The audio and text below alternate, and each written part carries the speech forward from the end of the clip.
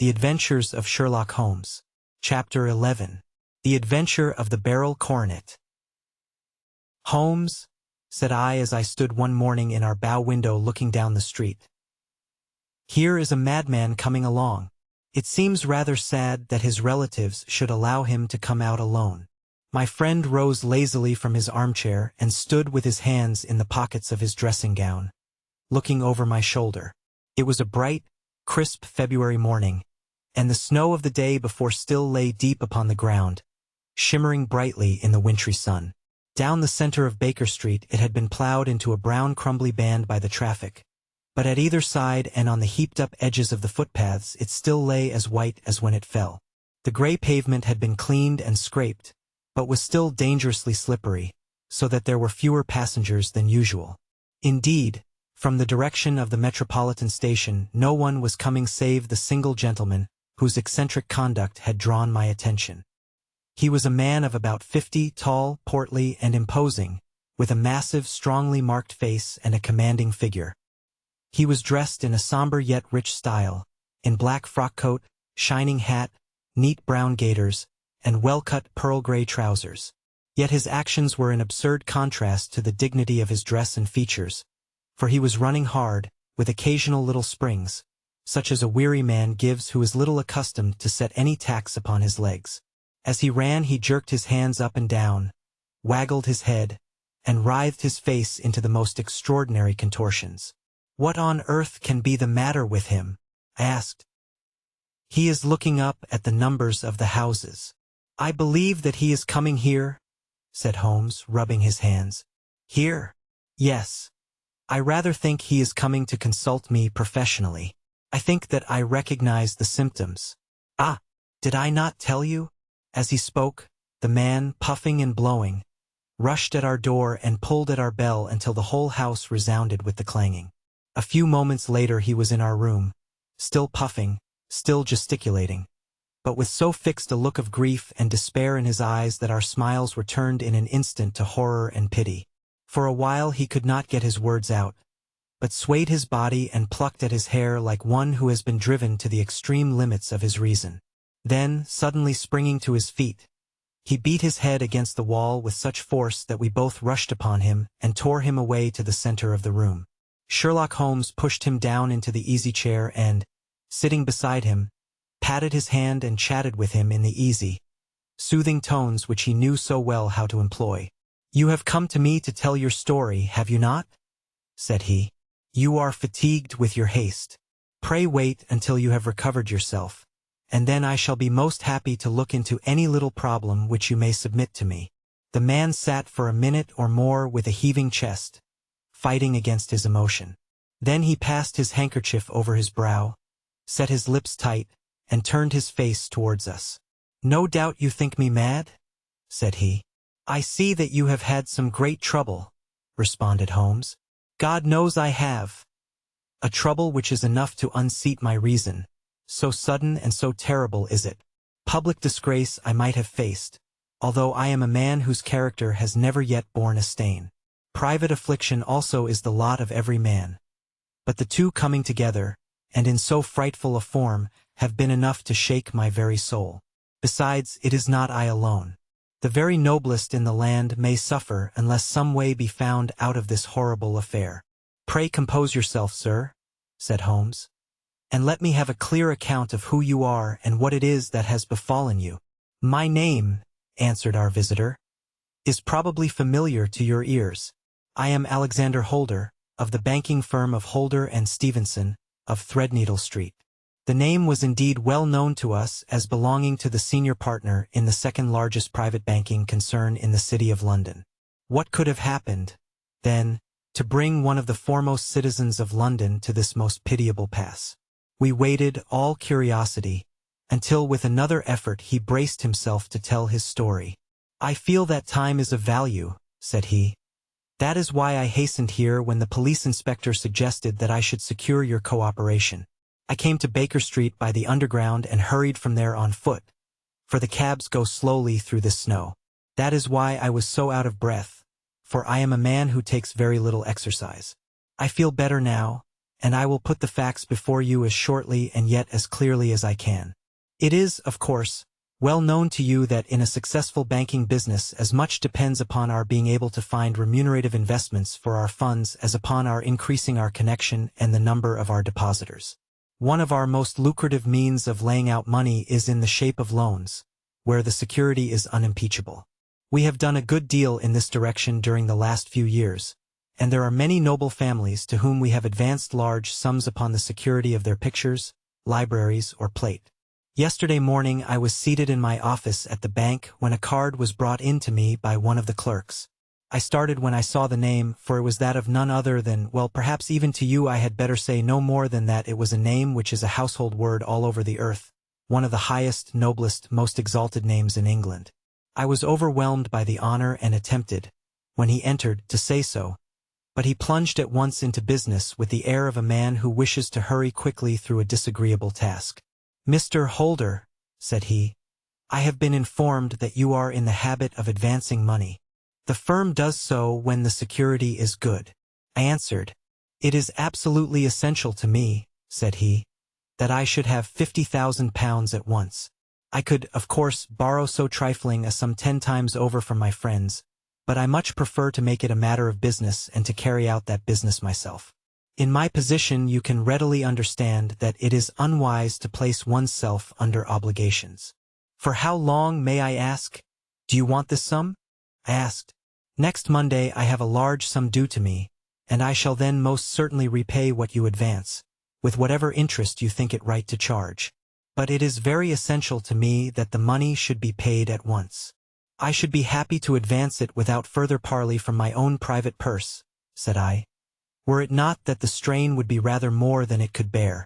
If, on the other hand, I am to do it in the name of the firm, then in justice to my partner I must insist that, even in your case, every businesslike precaution should be taken."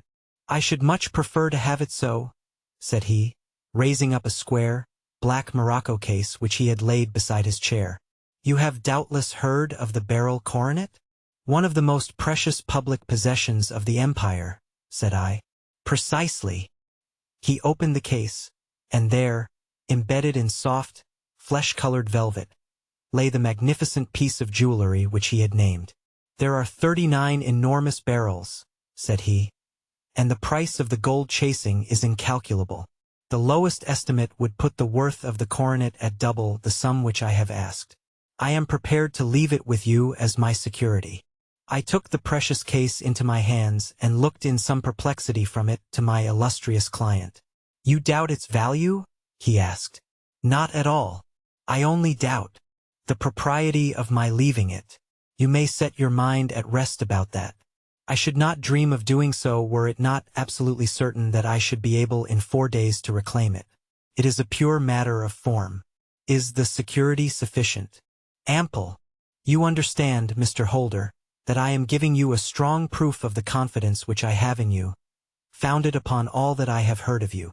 I rely upon you not only to be discreet and to refrain from all gossip upon the matter but, above all, to preserve this coronet with every possible precaution, because I need not say that a great public scandal would be caused if any harm were to befall it. Any injury to it would be almost as serious as its complete loss, for there are no beryls in the world to match these, and it would be impossible to replace them. I leave it with you, however, with every confidence, and I shall call for it in person on Monday morning." Seeing that my client was anxious to leave, I said no more but, calling for my cashier, I ordered him to pay over £51,000 notes. When I was alone once more, however, with the precious case lying upon the table in front of me, I could not but think with some misgivings of the immense responsibility which it entailed upon me. There could be no doubt that, as it was a national possession, a horrible scandal would ensue if any misfortune should occur to it. I already regretted having ever consented to take charge of it. However, it was too late to alter the matter now, so I locked it up in my private safe and turned once more to my work. When evening came I felt that it would be an imprudence to leave so precious a thing in the office behind me. Bankers' safes had been forced before now, and why should not mine be? If so, how terrible would be the position in which I should find myself. I determined, therefore, that for the next few days I would always carry the case backward and forward with me, so that it might never be really out of my reach. With this intention, I called a cab and drove out to my house at Streatham, carrying the jewel with me. I did not breathe freely until I had taken it upstairs and locked it in the bureau of my dressing room. And now a word as to my household, Mr. Holmes, for I wish you to thoroughly understand the situation. My groom and my page sleep out of the house, and may be set aside altogether. I have 3 maidservants who have been with me a number of years, and whose absolute reliability is quite above suspicion. Another, Lucy Parr, the second waiting maid, has only been in my service a few months. She came with an excellent character, however, and has always given me satisfaction. She is a very pretty girl and has attracted admirers who have occasionally hung about the place. That is the only drawback which we have found to her, but we believe her to be a thoroughly good girl in every way. So much for the servants. My family itself is so small that it will not take me long to describe it. I am a widower and have an only son, Arthur. He has been a disappointment to me, Mr. Holmes, a grievous disappointment. I have no doubt that I am myself to blame. People tell me that I have spoiled him. Very likely I have. When my dear wife died, I felt that he was all I had to love. I could not bear to see the smile fade even for a moment from his face. I have never denied him a wish. Perhaps it would have been better for both of us had I been sterner, but I meant it for the best. It was naturally my intention that he should succeed me in my business, but he was not of a business turn. He was wild, wayward, and, to speak the truth, I could not trust him in the handling of large sums of money. When he was young, he became a member of an aristocratic club, and there, having charming manners, he was soon the intimate of a number of men with long purses and expensive habits. He learned to play heavily at cards and to squander money on the turf, until he had again and again to come to me and implore me to give him an advance upon his allowance, that he might settle his debts of honor. He tried more than once to break away from the dangerous company which he was keeping, but each time the influence of his friend, Sir George Benwell, was enough to draw him back again. And, indeed, I could not wonder that such a man as Sir George Benwell should gain an influence over him, for he has frequently brought him to my house, and I have found myself that I could hardly resist the fascination of his manner. He is older than Arthur, a man of the world to his fingertips, one who had been everywhere, seen everything, a brilliant talker, and a man of great personal beauty. Yet when I think of him in cold blood, far away from the glamour of his presence, I am convinced from his cynical speech and the look which I have caught in his eyes that he is one who should be deeply distrusted. So I think, and so, too, thinks my little Mary, who has a woman's quick insight into character. And now there is only she to be described. She is my niece. But when my brother died 5 years ago and left her alone in the world, I adopted her, and have looked upon her ever since as my daughter. She is a sunbeam in my house, sweet, loving, beautiful, a wonderful manager and housekeeper, yet as tender and quiet and gentle as a woman could be. She is my right hand. I do not know what I could do without her. In only one matter has she ever gone against my wishes. Twice my boy has asked her to marry him, for he loves her devotedly, but each time she has refused him. I think that if anyone could have drawn him into the right path, it would have been she, and that his marriage might have changed his whole life. But now, alas, it is too late, forever too late. Now, Mr. Holmes, you know the people who live under my roof, and I shall continue with my miserable story. When we were taking coffee in the drawing-room that night after dinner, I told Arthur and Mary my experience, and of the precious treasure which we had under our roof, suppressing only the name of my client. Lucy Parr, who had brought in the coffee, had, I am sure, left the room, but I cannot swear that the door was closed. Mary and Arthur were much interested and wished to see the famous coronet, but I thought it better not to disturb it. "Where have you put it?" asked Arthur. "In my own bureau." "Well, I hope to goodness the house won't be burgled during the night," said he. "It is locked up," I answered. "Oh, any old key will fit that bureau. When I was a youngster I have opened it myself with the key of the box-room cupboard."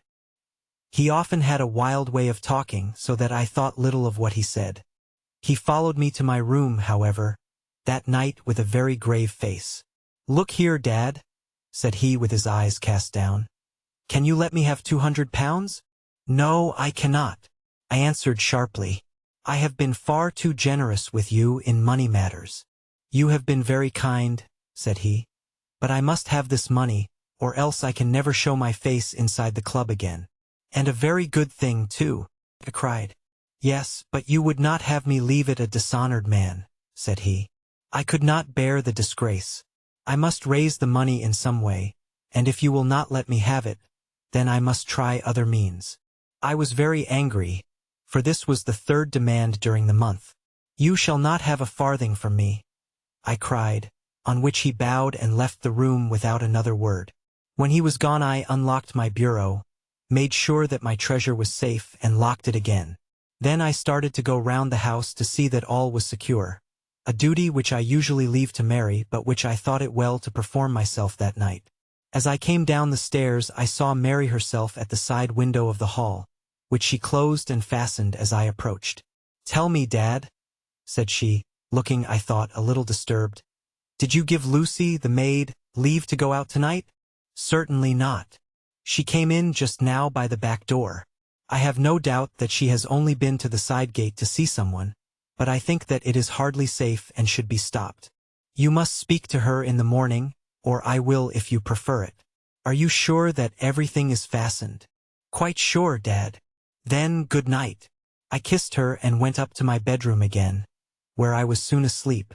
I am endeavoring to tell you everything, Mr. Holmes, which may have any bearing upon the case, but I beg that you will question me upon any point which I do not make clear.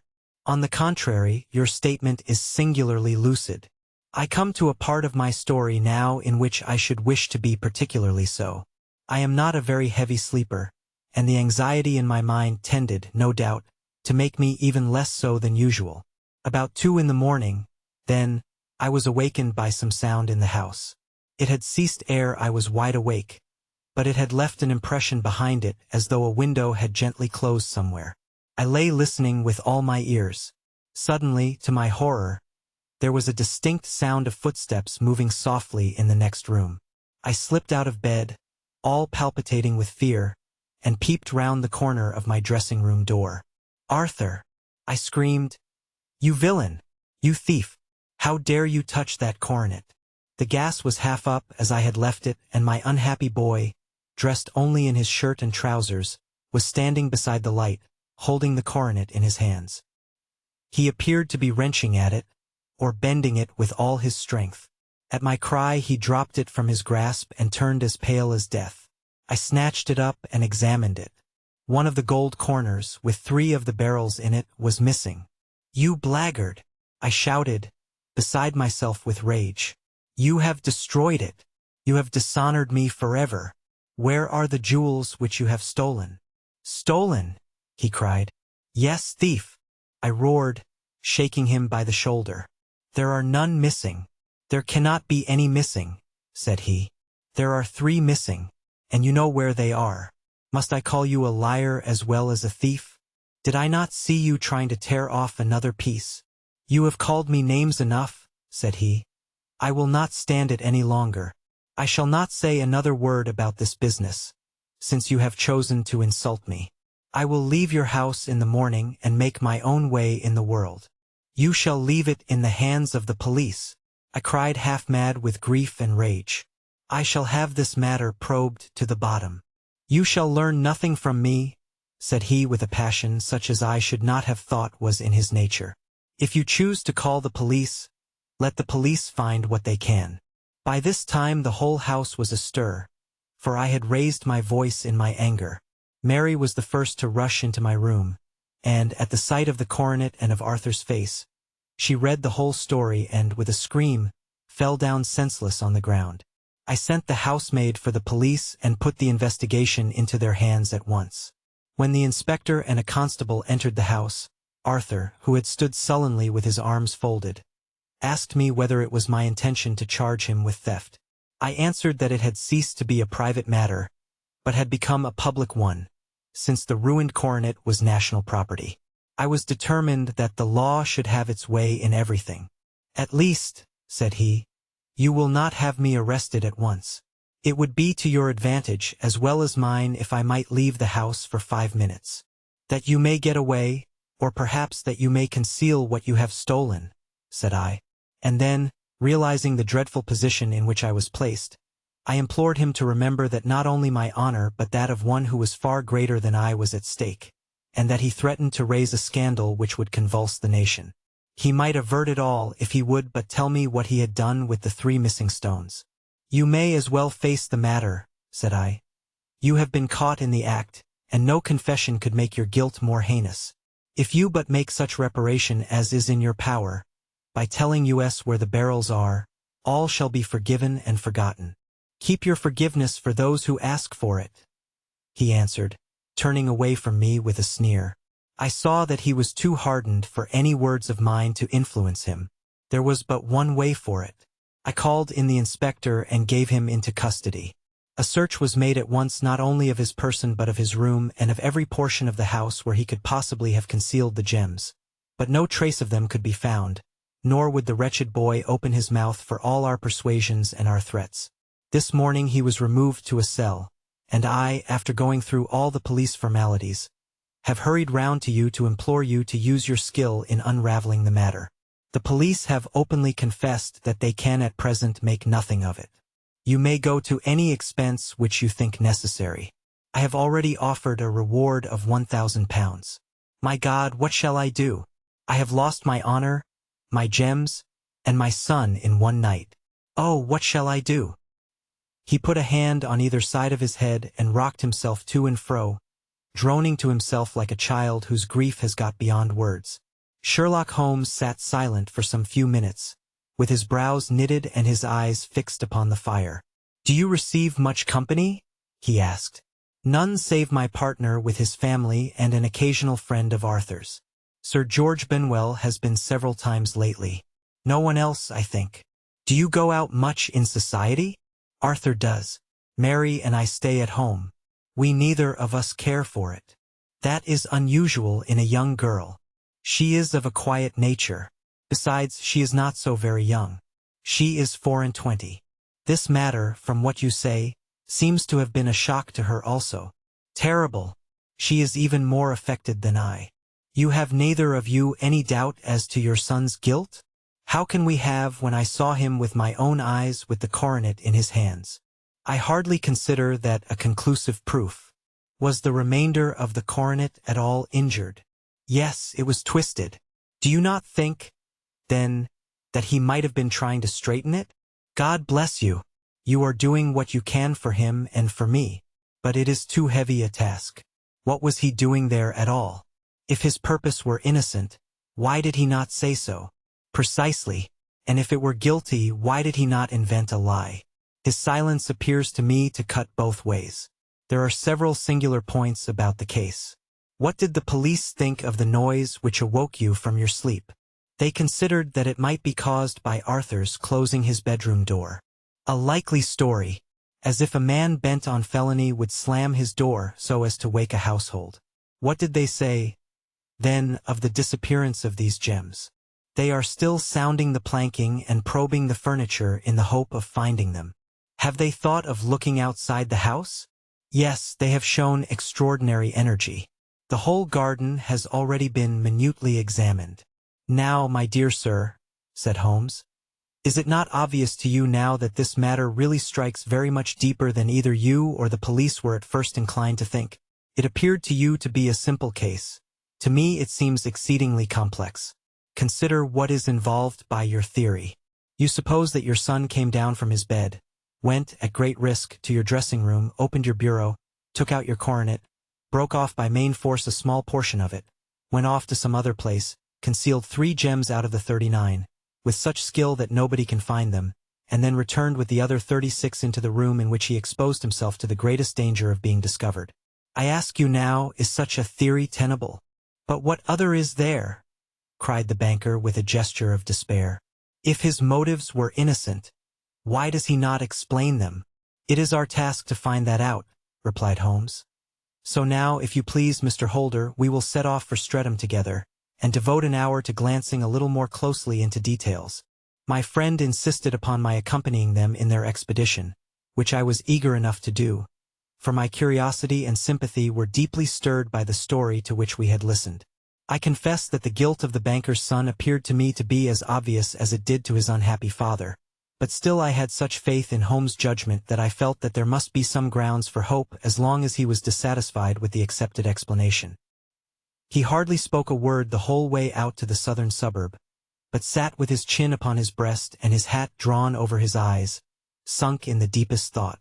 Our client appeared to have taken fresh heart at the little glimpse of hope which had been presented to him, and he even broke into a desultory chat with me over his business affairs. A short railway journey and a shorter walk brought us to Fairbank, the modest residence of the great financier. Fairbank was a good-sized square house of white stone, standing back a little from the road. A double carriage sweep with a snow-clad lawn stretched down in front to two large iron gates which closed the entrance. On the right side was a small wooden thicket, which led into a narrow path between two neat hedges stretching from the road to the kitchen door, and forming the tradesman's entrance. On the left ran a lane which led to the stables, and was not itself within the grounds at all, being a public, though little used, thoroughfare. Holmes left us standing at the door and walked slowly all round the house, across the front, down the tradesman's path, and so round by the garden behind into the stable lane. So long was he that Mr. Holder and I went into the dining room and waited by the fire until he should return. We were sitting there in silence when the door opened and a young lady came in. She was rather above the middle height, slim, with dark hair and eyes, which seemed the darker against the absolute pallor of her skin. I do not think that I have ever seen such deadly paleness in a woman's face. Her lips, too, were bloodless, but her eyes were flushed with crying. As she swept silently into the room she impressed me with a greater sense of grief than the banker had done in the morning, and it was the more striking in her as she was evidently a woman of strong character, with immense capacity for self-restraint. Disregarding my presence, she went straight to her uncle and passed her hand over his head with a sweet womanly caress. "You have given orders that Arthur should be liberated, have you not, Dad?" she asked. "No, no, my girl, the matter must be probed to the bottom. But I am so sure that he is innocent. You know what woman's instincts are. I know that he has done no harm and that you will be sorry for having acted so harshly. Why is he silent, then, if he is innocent? Who knows? Perhaps because he was so angry that you should suspect him. How could I help suspecting him, when I actually saw him with the coronet in his hand? Oh, but he had only picked it up to look at it. Oh, do take my word for it that he is innocent. Let the matter drop and say no more. It is so dreadful to think of our dear Arthur in prison. I shall never let it drop until the gems are found. Never, Mary. Your affection for Arthur blinds you as to the awful consequences to me. Far from hushing the thing up, I have brought a gentleman down from London to inquire more deeply into it." "This gentleman?" she asked, facing round to me. "No, his friend. He wished us to leave him alone. He is round in the stable lane now." "The stable lane?" She raised her dark eyebrows. "What can he hope to find there? Ah, this, I suppose, is he. I trust, sir, that you will succeed in proving, what I feel sure is the truth, that my cousin Arthur is innocent of this crime. I fully share your opinion, and I trust with you that we may prove it," returned Holmes, going back to the mat to knock the snow from his shoes. "I believe I have the honor of addressing Miss Mary Holder. Might I ask you a question or two?" "Pray do, sir, if it may help to clear this horrible affair up. You heard nothing yourself last night?" "Nothing, until my uncle here began to speak loudly. I heard that and I came down. You shut up the windows and doors the night before. Did you fasten all the windows?" "Yes." "Were they all fastened this morning?" "Yes." "You have a maid who has a sweetheart? I think that you remarked to your uncle last night that she had been out to see him."